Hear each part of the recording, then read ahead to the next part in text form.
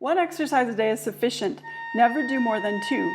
They may also occasionally be played in the middle register, but if the student desires to practice them in the high register, I cannot too strongly recommend him from personal experience not to overdo it, as they are extremely fatiguing. These 4 kinds of exercise should be applied to the following 36 studies. As these exercises are rather fatiguing, spend no longer on them than 20 minutes a day. One may perform the same operation in reverse, but I have always avoided doing this as I find it harmful to the lips. As this exercise is very fatiguing, practice only one of the following 4 groups each day. These are wise words from our grandpa, Marcel Moyes. And yes, he is our flute grandpa because he was a teacher of 2 of my most major teachers, Carol Wincenz and Michel Debost. And he wrote some of the most basic technique books that are still very famous today, mostly tone studies and very simple exercises to focus on getting a beautiful sound. It's easy to pick up on a recurring message of his in his written instructions, which are extensive in this book. It's nice that the text was published in French, English, and German because this is such an internationally used book. Still, today, even though it was published several decades ago by now. What is that specific recurring message that we just read a few times? They are extremely fatiguing. Hopefully you've noticed this about tone studies and thought about what it really should mean in your practice. Yes, tone studies are good for us and very important, but they do give those tiny little weak muscles that form our embouchure a huge workout. We have to remember about it when we practice because it should affect how we strategize our tone study practice. In my experience, having a strategy when you practice tone studies is very important, or you could regret it down the road and realize you weren't getting out of your tone studies what you really hoped for. For instance, one of the biggest lessons I learned about tone studies purely through trial and error is that you can get a beautiful, appealing sound and yet not have really the embouchure that you want. The reason for this is that so many tone studies go down so slowly. You may play a B and a B flat, and that's the extent of the exercise. And you may find a beautiful sound, but you have a lot of extra tension in your embouchure, and it may work for those 2 notes. But once you think, now I've got a great sound, I'm going to go work on my fast technique. If you keep that same embouchure, if it's tight and you're making big leaps and you're playing fast music, you may find that you cannot maintain that sound as you go up and down your register because your embouchure was too locked in, too tight. You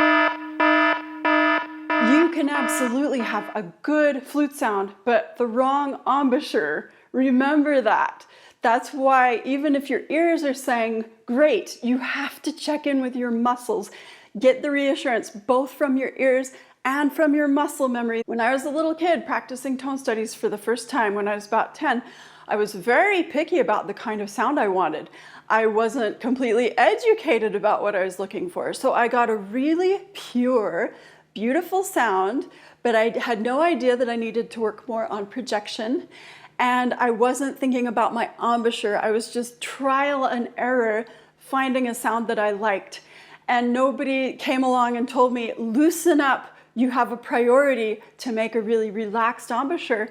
And I encountered that leaping around with that embouchure, I could not keep the control that I had when I was just playing 2 notes. The more relaxed you can keep it, as we mentioned last time, you do get better resonance because things can vibrate more.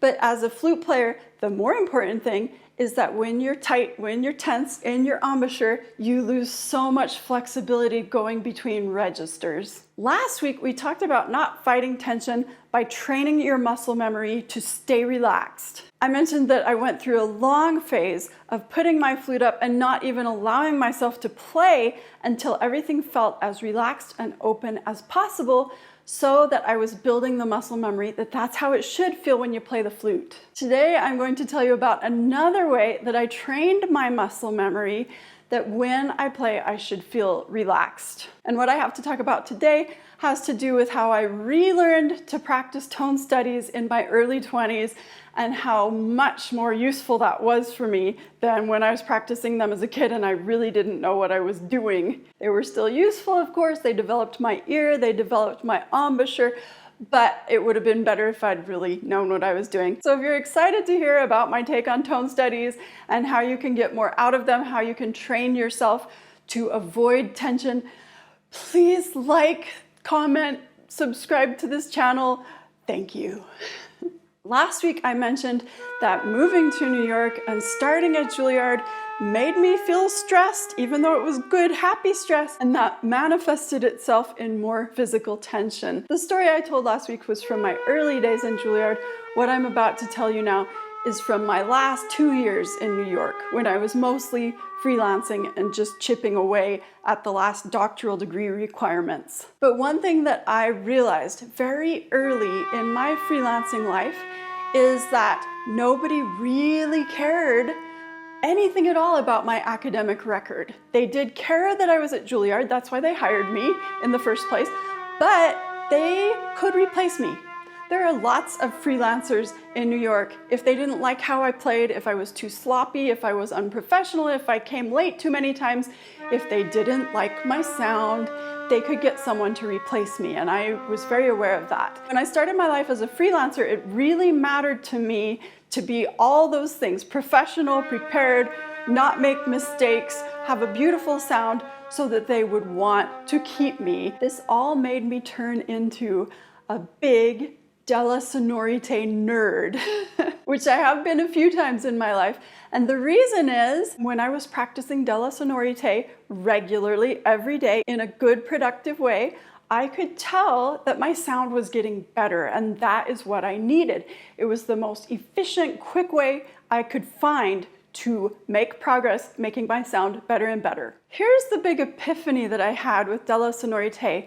I was a busy freelancer, and so the way that I incorporated it into my daily routine was crucial. So all this time, the last couple of years that I was in New York, I had a rehearsal and/or a concert almost every day. I would get all this energy around 8 to 10 p.m., especially when I actually was playing a concert at that time. And then I would usually go out with my friends after the concert. And maybe the concert was in New Jersey or upstate New York, and it would take me a while to get home. So there were many nights that I didn't go to sleep until 2 or 3 a.m. I would get up, it'd be 10 or 10:30 or something, and I felt so anxious to start my day, and there was so much I needed to do. So I would put my flute together and start practicing as soon as I could, and what I really wanted to practice was tone studies, because I could hear they were making me improve. But after I'd played tone studies for about 5 to 10 minutes, I started to notice that I would tense up. I would start to get tired in my little embouchure muscles, and at first I would kind of fight that fatigue by trying to practice making the tension go away out of those little muscles, but I realized pretty quickly that fighting the tension was counterproductive. So instead of continuing to do tone studies when I got tired and started to feel tense, I would put my flute down, and as I say, the day was young for me. I just got up. So I would go do something. I would go brush my hair or something, and then I would come back and pick up my flute, and instantly I sounded so much better, because instead of tightening and fighting and dealing with the fatigue, I just dropped it. I went, I did something else, I came back and picked up my flute and told myself open, relax, all those things, and came back to a beautiful sound. Then I do 5 to 10 more minutes of tone studies until I started to feel again that I was starting to tense up in response to those poor little muscles getting so tired.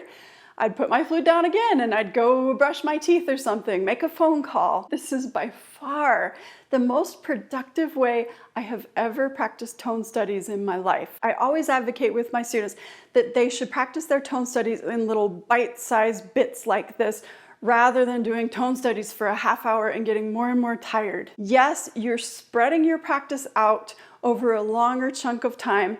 Yes, it's a bit of a luxury to be able to do this. You can't do it in all circumstances. Maybe if you're stuck in a little practice room, you have to take a walk down the hall rather than just dropping it and going and putting on your shoes.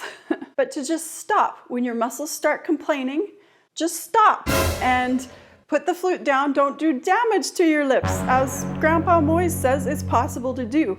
Then come back, reset.